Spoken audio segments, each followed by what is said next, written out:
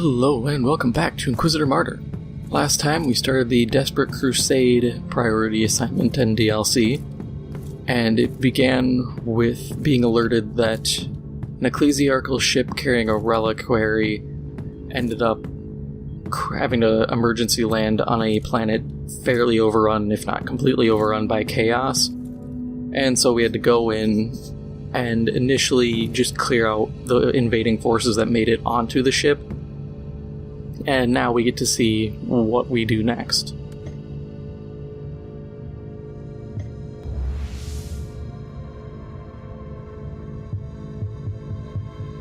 Though the ship is now mostly secure, some of the crew decide the situation is hopeless. They have struck some bargain with the enemy and they are trying to open the ship. Assaulting the bridge would take too long, so we must use remote cogitator stations to stop them. Oh, so they're just giving up and we gotta stop them from giving up.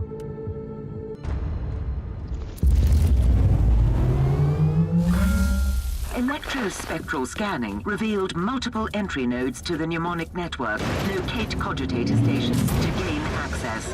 May the Omnisire guide your hand.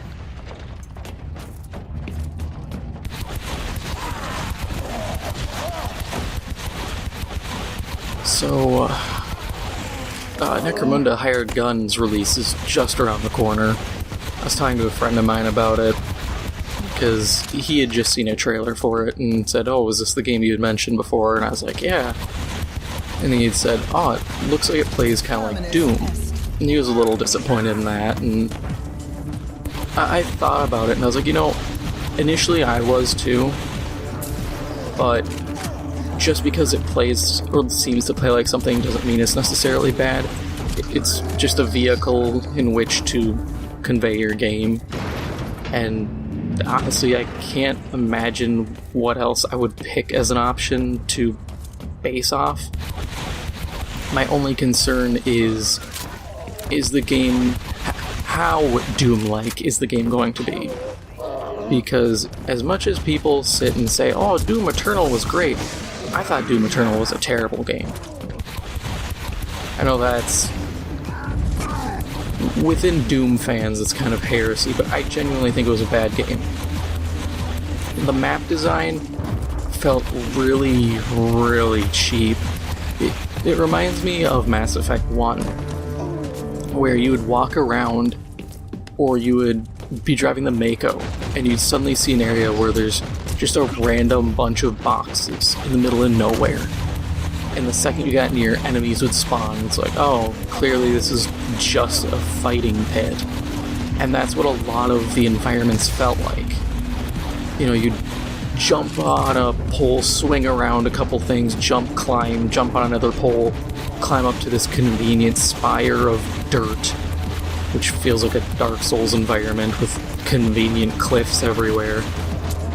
And then it'd be like, oh, hey, welcome to the fighting area. And it's just this conveniently designed pit, or conveniently designed pillar, and it felt cheap. And I hope they avoid that, because Necromunda offers such interesting environments. You're in the underside of a hive city.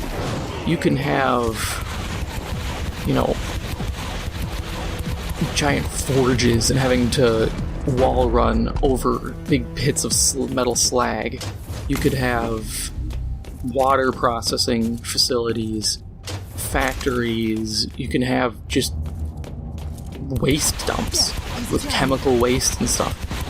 I hope the wall running and general movement is more for the sake of the environment than it is just to get you to the next fighting pit. Warning, enemy response teams nearby. Prepare for contact. And then Doom Eternal had the issue of its pacing. I've mentioned this before, but its pacing was absolute trash.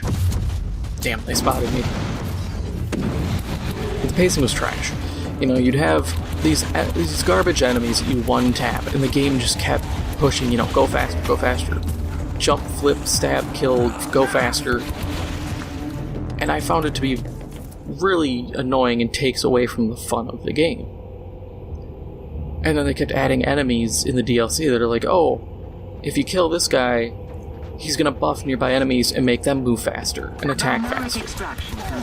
But then, you have stuff like the Marauders, where the game says, throw a hard break on anything you're doing, 1v1 this guy, move slow, find the weak points, hit the weak points, and then the second it's done, it's back to this frantic speed.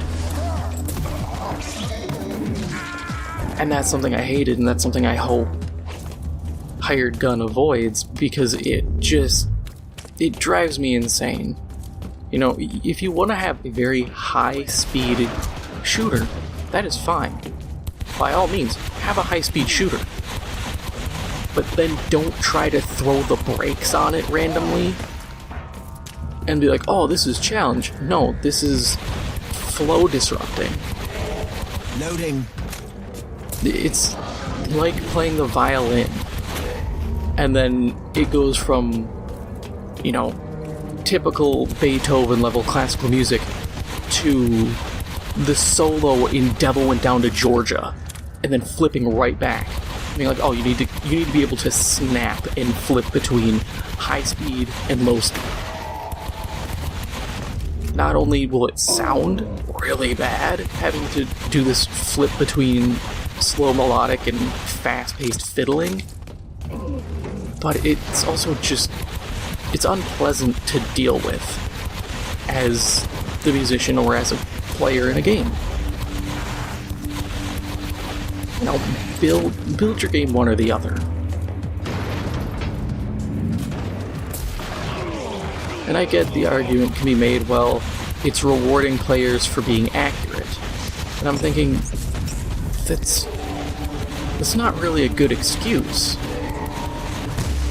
Especially when you have weapons like the super shotgun that exist to be just fire and forget. Or you have lock-on weapons. You're rewarding someone for playing a way that you're actively not encouraging any other time.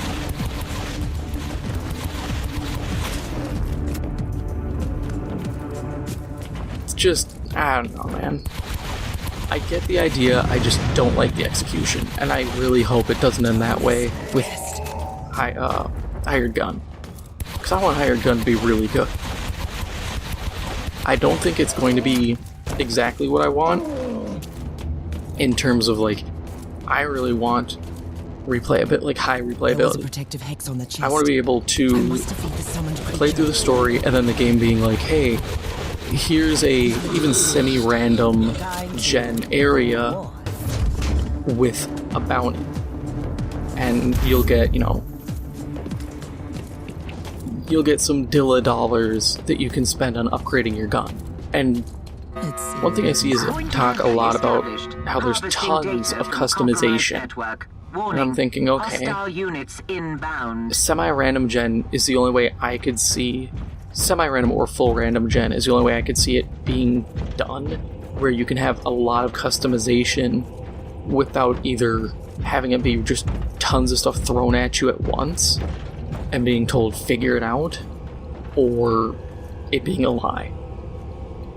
And I'd love that. Give me a story and then let me just bounty hunt. Injecting purge protocols to compromised node. Locate next station. I loved bounty hunting. I did it whenever games like MechWarrior or something give you an option like that, or in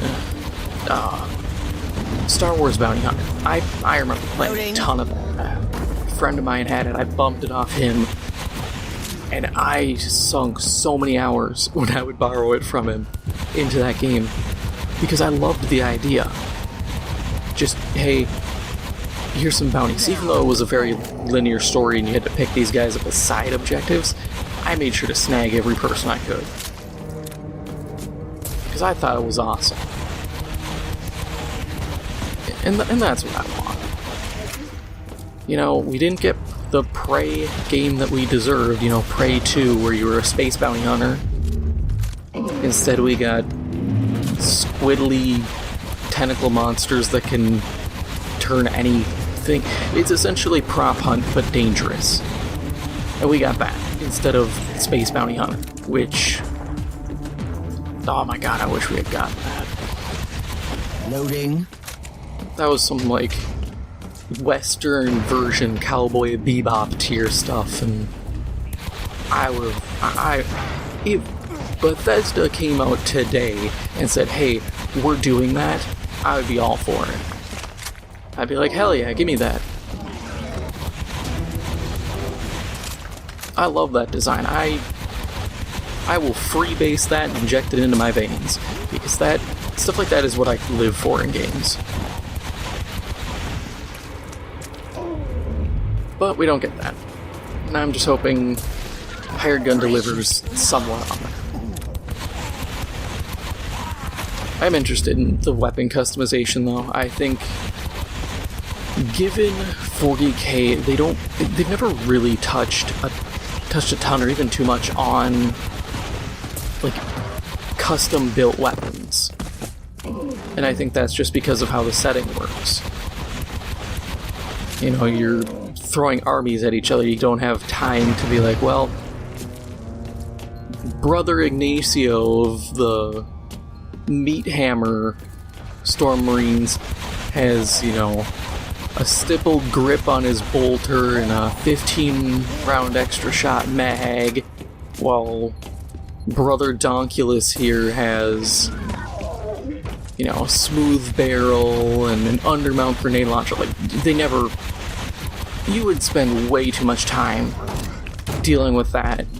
A standard, like, 2,000 point match would take you a good 20 hours to finish. Because you'd have to be rolling each dude's special stuff, and it would take too long. But games like Hired Gun, I think, would open the possibility of giving the setting that option, and letting future games do more like that. And I'm for it. I absolutely would love it. Especially because I've mentioned before the idea of games having, you know, las guns, but then specifically differentiating different patterns. You could realistically do a ton with that kind of design as a baseline.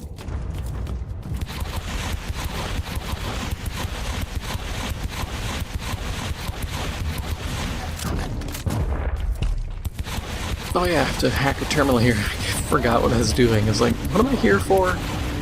Do I just have to kill all these guys? I do wish there were more abilities I had that had that 3-second cooldown, because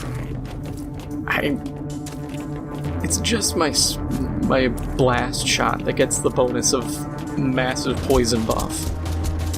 Granted, it's great. I mean, I can pop the shot and melt the entire area, but I would appreciate a bit more. Let's see what happens now. Point of entry established. Harvesting data from compromised network. Warning, hostile units inbound. I also love how, for the longest time, I thought, man, this whole invisibility thing sucks. And now when I'm doing these, I'm just thinking, man, this invisibility is awesome.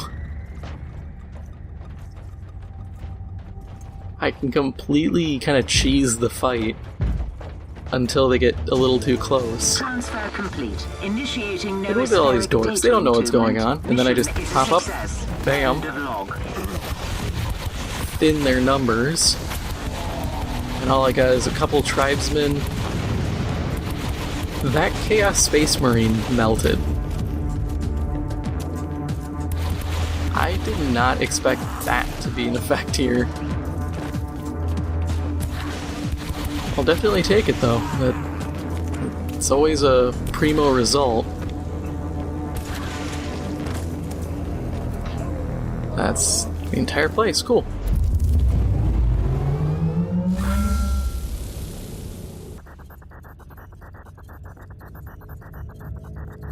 The worst case scenario has been averted. Loyal guardsmen should be able to capture the bridge shortly, and the relic is in our custody.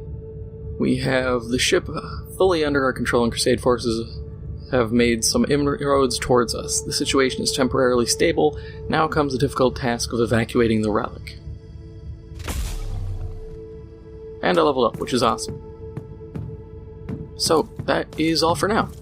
If you enjoyed this episode, make sure to hit the like button. It helps out the channel a lot.